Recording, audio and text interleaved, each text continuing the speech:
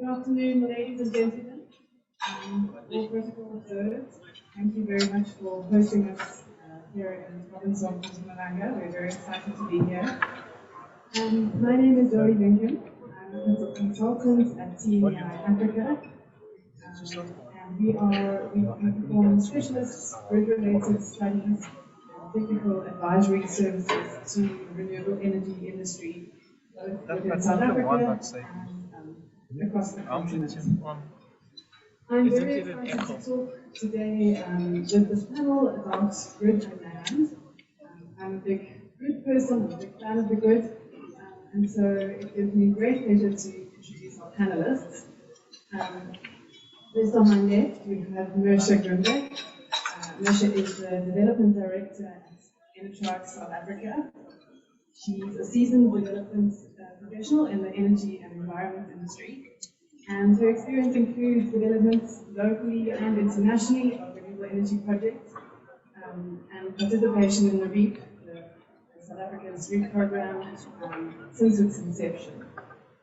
She's also the director and chairperson of SOWEA, the South African Wind Energy Association, and she's a fellow champion of women and youth in the industry. Welcome, Mercia. On my right, we've got Ben Brimble. Ben's the head of development for Africa at Windlab. And he's another seasoned renewable energy professional, and he's been with Windlab for 7 years. And Ben has experience developing projects from greenfields all the way through to financial close and across the continent. Welcome, Ben. And then finally, on my far left, we've got Andrew Etzinger. I think most of you know the name. Andrew is the General Manager for Energy Market Services and International Trading at Eskom. He's held various positions in the past over many years at Eskom, and in his current position, Andrew's responsibilities include the management of IPP programs, including various bid windows and trading of power within Southern Africa. Welcome, Andrew. Okay, so on the topic of grid and land, when it comes to renewable energy, grid and land, I see as being two of the three really important factors driving the location of renewable energy development. The third, of course, being resource. As we spoke about this morning, as our moderator mentioned, and many of the other speakers touched on, our resource is good for stock across the country. That's something that we have regardless of where we're looking. Land and grid, on the other hand, are fairly absolute. Without those two factors, renewable energy projects simply can't take place. So those are really important. In the first few rounds of the REAP, we saw developers having the luxury of having grid and land available pretty readily in some of the high resource areas, typically the Cape provinces. But in more recent rounds of REAP, for example, we've seen a lot of existing grid capacity really running out, and provinces like the Northern Cape really being stretched for capacity, and essentially developments being halted in those areas. Which brings us to where we are today in Mpumalanga, where once again we're sitting in a scenario where we've got grids readily available, the abundance of it, if I may say. And that's quite an exciting position to be in.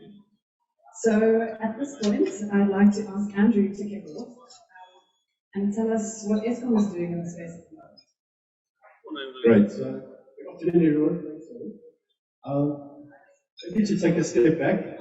What is my day job involved?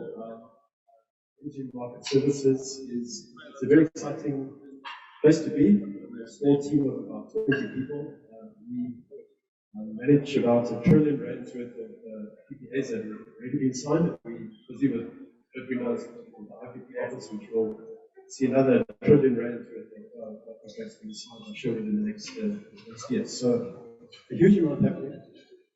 When you look at the price per kilowatt hour of those power coming through, one, it's staggering to see the extent to which the prices are down. In some cases, 10 to 20 years. located with ours compared to where we were 10 years ago. So, phenomenal change in the industry, and of course, as we accelerate, it's important that we do so cost effectively, but we need to make what's very, very quickly. We are involved with some bold moves, and I think Andre spoke about some of them this morning. And, for example, the standard offer program, which was approved by government, will be going out in a far more aggressive way, buying power that is available. We've really got banking of energy done, but I think that very specifically what we need to talk about under the land issue is the project where we are leasing out Eskom land and connecting our into the grid. Andre gave a little bit of information about that, really, when he was here. But yeah, it holds great promise. If you go to super power stations, we got out phase one. 21 bids. Of course, what happens is that as you evaluate bids, sometimes they want to apply for various reasons. So that process is a bit more very helpful that we do find amongst you guys successful bidders and to the grid and get you going as soon as possible. So I think very exciting time on this side. We are very firmly committed. I think Andre will explain that. But at the same time, especially I will point out that maybe not all as well. There's a grid access unit, but for parts of the country, we've got experience with access units. The first time is very stretched. So I think we work together with them to also assist them from my unit and the projects as soon as possible. So I think to take any questions. Thanks for being here. Great, thank you, Andrew. Ben, I'm going to turn to you and ask you, as a developer with interests in the province and projects under development, could you take us through the steps to successfully permitting the utility-scale renewable energy project? Sure, thank you, Zoe. So, I represent Windlab Development. We're an IPP that has projects across South Africa. We've been in the Mpumalanga province for a couple of years now, and developing wind farms and solar PV farms presents a variety of sort of problems and challenges, some unique to Mpumalanga, some unique to other provinces within South Africa. And I think what we've seen is that the industry is very much looking to move north. And that's a function, and when I say move north, I mean move into the Mpumalanga province. And I think that's a function of many things, but primarily it's a function of access to the grid. So we've seen the Northern Cape frozen out. There's no capacity available in the Northern Cape. Projects cannot connect to the Eskom infrastructure, and power cannot be evacuated from the province. And it's going to take Eskom, I think, 5 to 10 years to upgrade the transmission network in the Northern Cape to evacuate power into the national grid. So that province is sort of frozen out. I think in 2 to 3 years, the Eastern Cape will also be frozen out. Not frozen out, but grid will be constrained. And the same applies to the Western Cape. What we're seeing is that it's becoming increasingly difficult to connect renewable energy projects to Eskom infrastructure in the sort of historically popular provinces of South Africa. And that has forced many developers and IPPs to look into Mpumalanga. So to circle back to your question, I think the normal way of developing a project would be to secure land through some type of lease, perhaps purchase some land or long-term lease with the landowner.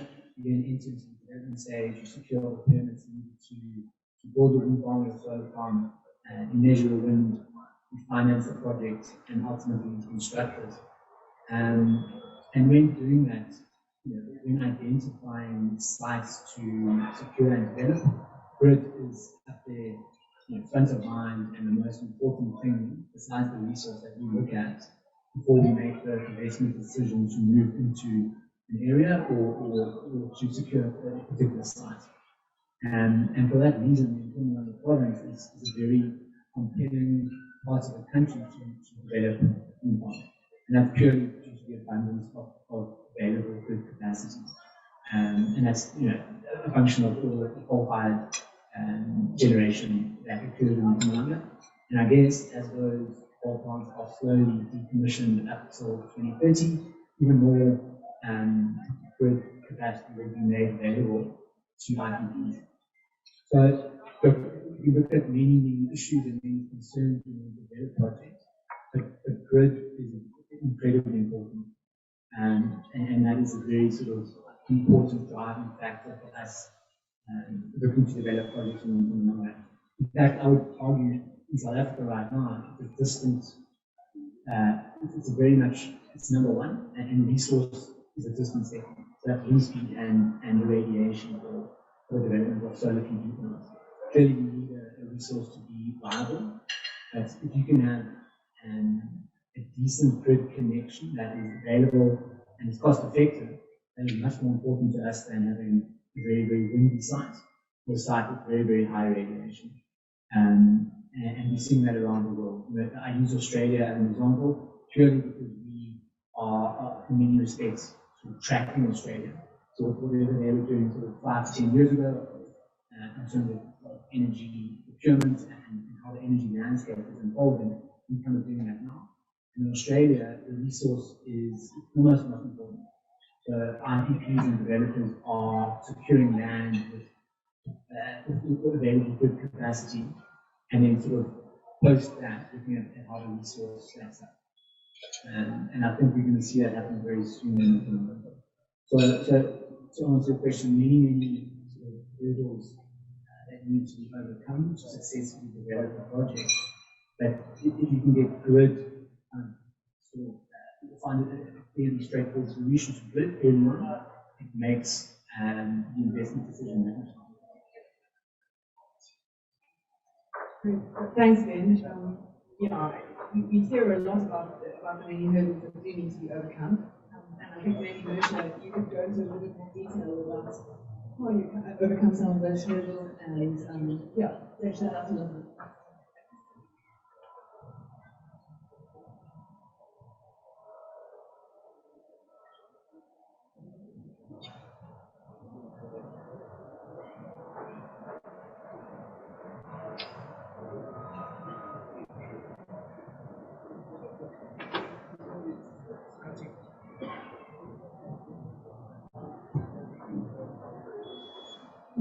Ladies and gentlemen, I'm a technocrat.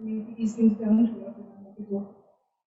Yes, like any other province, there could be potential challenges in Mpumalanga, but I'm quite happy to say to the Premier and to all the dignitaries here today, there aren't that many challenges that are insurmountable.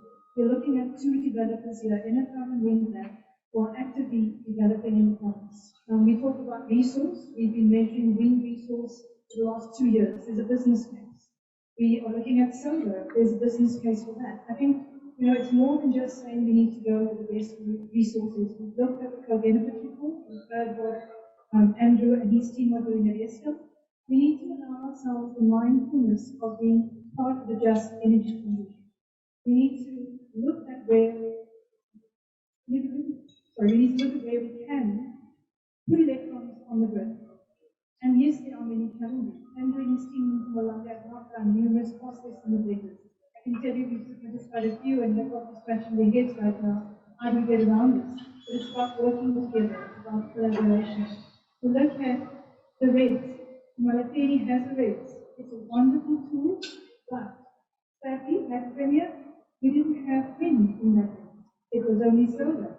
Again, we get to think that perhaps that needs a rethink as we move to other economic sides to make sure that we have expedited time frames. And if you look at rates again, the focus is largely on the environmental, but we do have challenges with mineral resources, like Section 53 applications.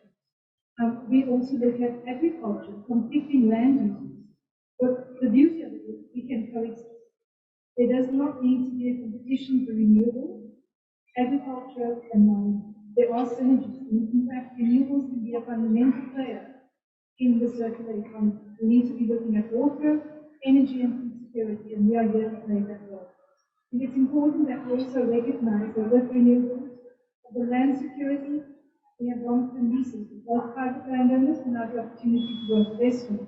Again, collaboration that can take place. And whilst there are many, many, many challenges, and then will be 47 plus permits for wind farm. We're not attracted by that. It is our daily bread and butter, but there is the opportunity to transform the Mpumalanga province into wind farm. Yeah, thanks, Mercia. It's good to hear that the challenges are still worth facing and surmountable. And I think that's very inspiring for many of the audience here today who want to see Mpumalanga succeed as a renewable energy future location. Andrew, I'm going to come back to you in terms of grid. We noted on a number of occasions that grid is abundantly available in the province. Eskom publishes the generation connection capacity assessment every year or preceding the bidding rounds, and the most recent one, which has been published for 2024 situation, I think has in excess of 6,500 megawatts available in the province on the grid. And of course, on top of that, we're also expecting, as we said, a lot of coal-fired power stations to be decommissioned, and one would assume that that will just increase that capacity further, in 2035, when we expect that to decommissioning, and onwards 26 to 29, I think there's another big batch of decommissioning. So we would expect that number to grow, and that's fantastic. In the document for 2024, we noted that the actual power stations themselves aren't listed as connection hubs or connection busbars, as it were. Do you foresee that those will be made available to Department of Mineral Resources and Energy Program bidders and private tech projects, or do you see those being reserved for similar programs as the one you mentioned in your opening, the land lease arrangement with Eskom? Yeah, thanks. It's an important point. It's possible to publish the capacity at the time. But on it, what is a little bit about water, the power station capacities themselves, as we have talked about, what kind of variables we say, it's function as we apply to us, then we will contact us, we will discuss your project with you and work out the capacity on a per case basis rather than put up a number generation policy that we not back on as you said. So stabilize to publish the one for the its capacity in terms of pre-certification, one of the studies project that we got is very important to the CCC. There's no intention to reserve capacity, so we're not holding back capacity at all. There's a very strict governance process that we follow around to first rights. Who gets first and first services. There's no intention to knock out that capacity. So everything that you guys are busy with, please continue.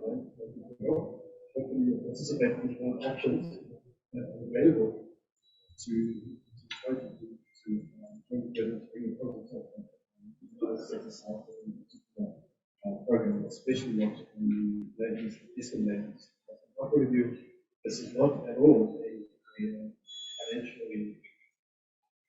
financially motivated transaction. I don't think that will get very much in the way of at least value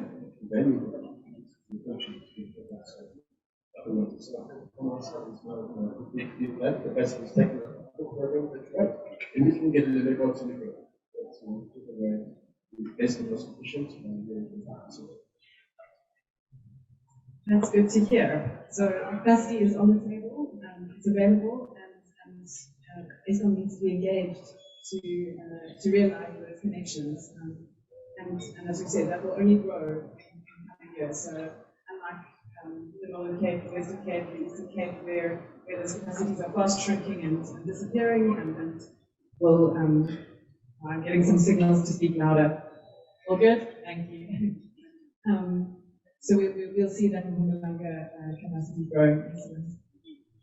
Then you mentioned a little bit about resource being, I think your words were a distant second, and grid really being in the forefront of your plans and your development activities and ensuring that grid is available.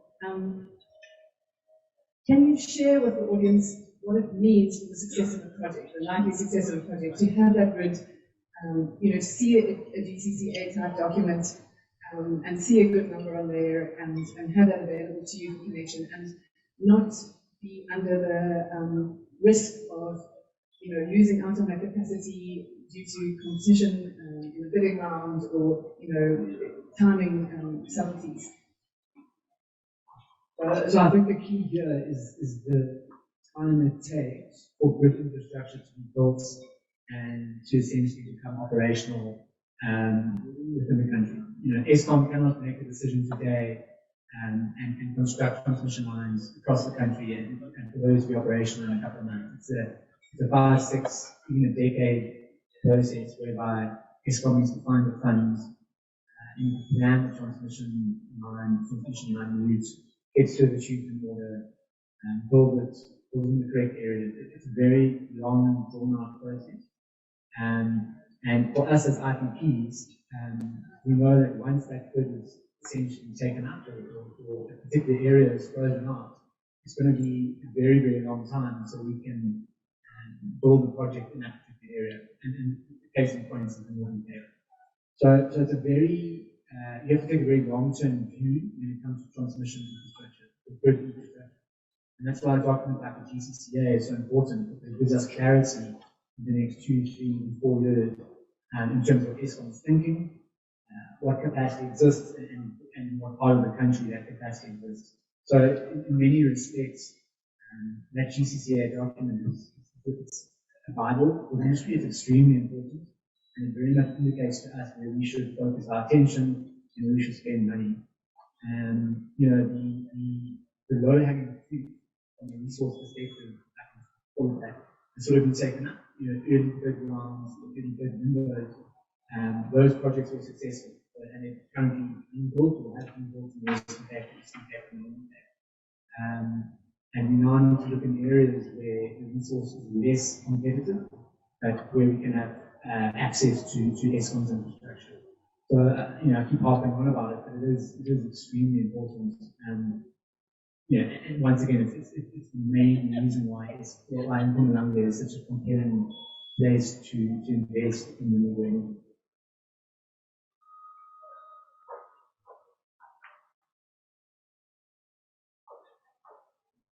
Just to add to that, I think it's critical in this that we have a cost-effective grid solution. Whilst resource is secondary, if you have what we term a lower resource, ladies and gentlemen, it's not that much lower than what we thought it was like the actual data. But if you think it's that much lower and you have a very high grid connection cost, you're looking at the feasibility of the project. So the lower the grid connection cost, the better the bankers will like us, because the lenders will look at it and say there's risk on the project, and we are making a viable project. I mean, what we also need to remember is we have grid, but we also have huge energy intensity in Mpumalanga. We do not have them in the north. So we should not just consider, we should be looking at how regulations are changing and how we as IPPs are adapting to that changing regulatory environment. We're looking at supplying directly to an energy-intensive user. It's not taking away customers' domestic. It's putting more electrons on the grid. We need to keep the lights on. We have a phenomenon called load shedding. If we can provide clean energy, green energy at best, and intensive users, the decarbonization strategy, where we're making sure that Andrew and his team can keep getting more electrons on the grid, we're going to make them. And that's going to help Mpumalanga grow the industrialization process. Because whether we like it or not, we cannot build more factories and manufacturing concerns if we don't have electricity. Exactly, the economic benefit to the country, I think, can be shared. Shared by all parties involved. Mercia, I'm going to stay with you.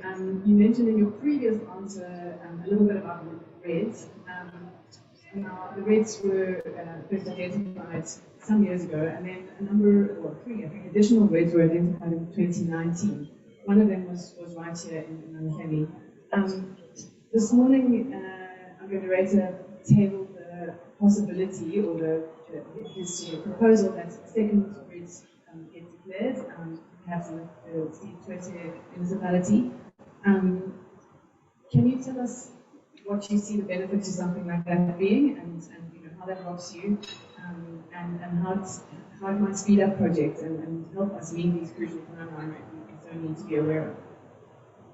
I think my first response to that, and again, I think the team might as well, sending a message to my project team, how many projects have we got in that area to possibly get environmental organizations faster. Rates are really, really useful too. We're not saying that we're not cognizant of the environment, but the rates gives you already a strategic overview of the environment and potential impact. If I can put together an environmentally permitted project in a 6 to 8 month time period, it's much better for the province, for the local area that we're in, for the country, if we can get the electrons on the grid versus a normal EIA process which takes 18 to 24 months. We are in an energy crisis, and we need to get electrons on the grid faster than before. The average build-out time is 12 to 24 months between wind and solar. So if we can take away time on the permitting side, it means we can get electrons on the grid faster, and I think that's not only good for the Mpumalanga economy, it's good for the country as well. Great.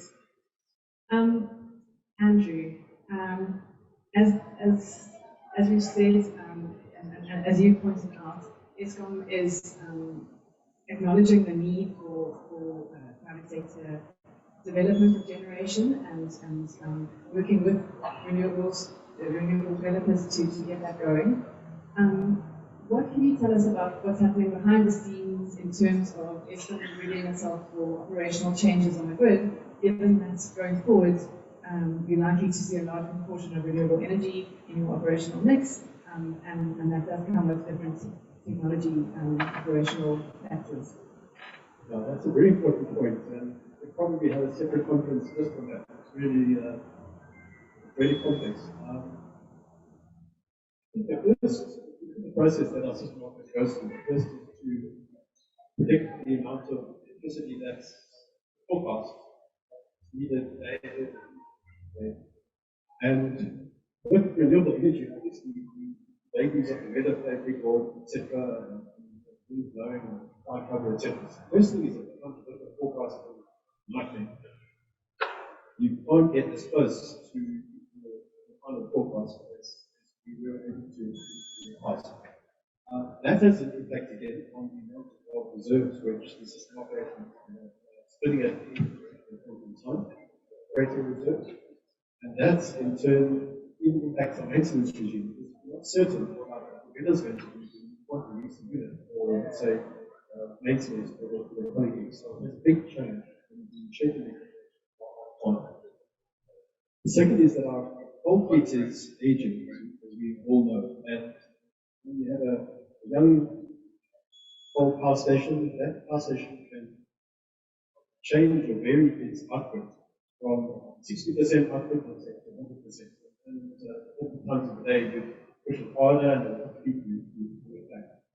Because these plants have been used and pushed so hard over many years and they're getting old, they don't have that flexibility to ramp up from 60 to 100% capacity down to 60 because the thermal shock of the boiler is just too much. So that means either very expensive running of the plant like the fuel boiler, or you have to keep that band not smaller. The problem with that is that with renewables going onto the grid, your peakiness, we've all heard of the duck curve, becomes far more exaggerated. So when the sun's shining, the net demand is very low. When the sun goes down, you have a big spike. So operationally, again, very, very tricky to manage that particular phenomenon. The other thing about the South African context is the older power stations which are closing down. Unlike Europe, once they close down, we can't start them up again. We've seen with Hamilton, Kirkland, Martin, the return to service power station. 10 years to bring back to service. So if we don't have that backup, once those stations are on, they're on. And we've seen in Europe, last year, this year, that they brought back their coal stations. We won't have that. So we've got to be very sure that we've got enough backup to back up the renewables. We're responsible for renewables and a backup for it. So it definitely is a very exciting problem that one will have to yes, no problem. Don't worry, we'll solve it. The last thing we're afraid of system inertia. So that together with the fact that at the moment we've got very large chunks of splitting network at these stations, the turbines, 3,000 RPM, give a lot of ability of the grid to withstand shocks. So you can have a fault or something. Because of solar momentum, those who just ride through those faults. But in the future, as those power stations are coming around, that system inertia gets less and less and less. And it's not just in South Africa, that's a world of that problem. So again, you can figure out ways in which we can solve it. And there are ways to do that. Same power station, just keeping the turbine going to system stability on the grid. We are in terms of active IPPs. With a 6 for the first time, rather prepared for the RMI we've got. Looking at ancillary services, we actually want operators bidding to be part of the operator. And ultimately, it comes down to a debate in the future market for the developer is to whether generators need to be compensated for those ancillary services or whether the grid owner can just bring it along anyway as part of your condition. Which we still need to work through. I think it's time I'm not worried that we will solve it, but certainly also keep our second operator on their toes, particularly these marginal months, spring, resolve. Certainly. And speaking of keeping people on their toes, I think what's facing us over the next couple of years is a race to get sufficient additional generation onto the grid.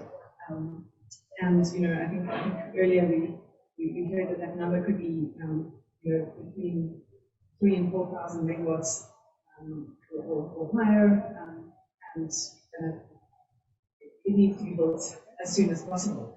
So my last question is going to be to both our developers.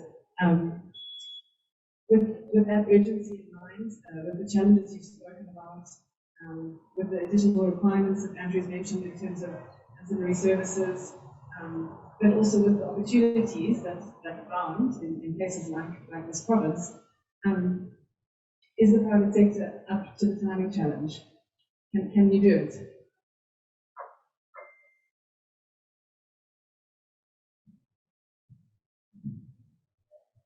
So the short answer to that is yes. I mean, there are enough shovel-ready wind farms and solar farms that if given the green lights to start construction tomorrow within load shedding in a year and a half. That's how long it takes to do one farm. And it really is that simple. Clearly, there are many technical considerations that need to be dealt with, but I'm no doubt that you can find solutions for them. With some of the best engineers and some of the best minds in the world working in Eskom, and we can find solutions to these technical issues. But there are enough shovel-ready wind farms and shovel-ready solar PV plants that if given green light tomorrow within load shedding in a maximum of 2 years, it really is that simple. The key is offtake. So we need a counterparty to agree to buy our power.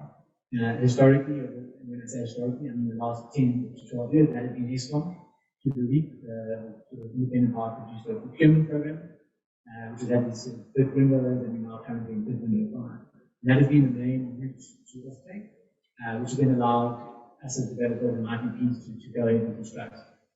So I think the big sort of stumbling block to answer your question is avenues to offtake, and we're finding that is becoming a lot easier. So with the lifting of the threshold for generation license from 1 megawatt up to 100, actually this week we saw the first 2 PV plants registered by NERSA and making use of that lifting of the cap. And I think that really is an open floodgate, and I'd like to think that over the next 6 months to 12 months, we'll see many wind farms and solar plants registered by NERSA, signing of PPAs, and then starting construction, which will immediately add capacity to the grid and help with load shedding. So, from the private sector perspective, there's absolutely nothing stopping us going ahead and doing this, with the exception of offtake and making sure that we work within parameters, technical parameters set by Eskom, which clearly we need to adhere to maintain systems stability. But there are 100% enough projects out there that are shovel ready. They have good projects, good resource, good access to the grid, land is secure, they're permitted, they're ready to go, and they can deliver kilowatt hours very quickly at very, very competitive tariff, well below what Eskom's coal fleet currently produces energy at. It's been spoken about a few times today that the tariffs currently being offered by wind and solar is extremely low.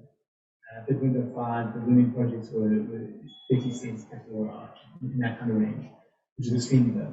So yes, the industry is standing by. We have a huge portfolio of projects across various technologies that we would love to build. We're doing the green lights to go and do that. We spend money at risk. So if I look at Windlab's portfolio in Mpumalanga, we spend probably 5 to 6 million rand. By the time our projects are shovel ready, and we'll start to spend anywhere up to 15 million rand getting those projects ready. That is all money spent at risk, measuring them, permitting, land securement, etc., etc. And you do that with the expectation that you can get offtake and build our projects. So that is the main stumbling block, and I think NERSA is realizing that, and NERSA and the department are working together to find or make the road to offtake a lot easier. The first step on that road is looking at capture and regulars. But just to be clear, it's sort of one step forward, and I think there's a lot more NERSA can do to make that process even easier. Thanks, Zoe. Would have been an interesting conversation if I said no. But I can absolutely echo what Ian is saying. There is sufficient private sector interest. It's definitely sufficient project ready. To echo what you're saying around possible constraints, even off-takers, I would say, is a challenge, but like any new entry to overcome that. I would look towards regulators, I would look towards government, so please continue to give us support. You can escalate red tape in your need. We'll bring new entrants into the market. There's a big enough market. Looking at 6 gigawatts available in the province in terms of grid access. You have 2 developers who are actively developing. I think there's room for more. Competition is always good. And if you can give us that regulatory support, we'll definitely do that. Great. Well, I think that's just about wraps things up. I would like to thank our speakers.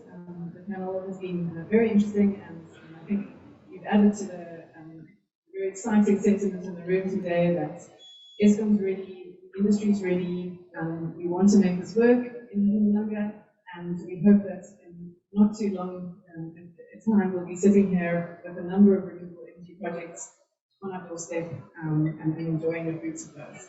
So thank you all very much.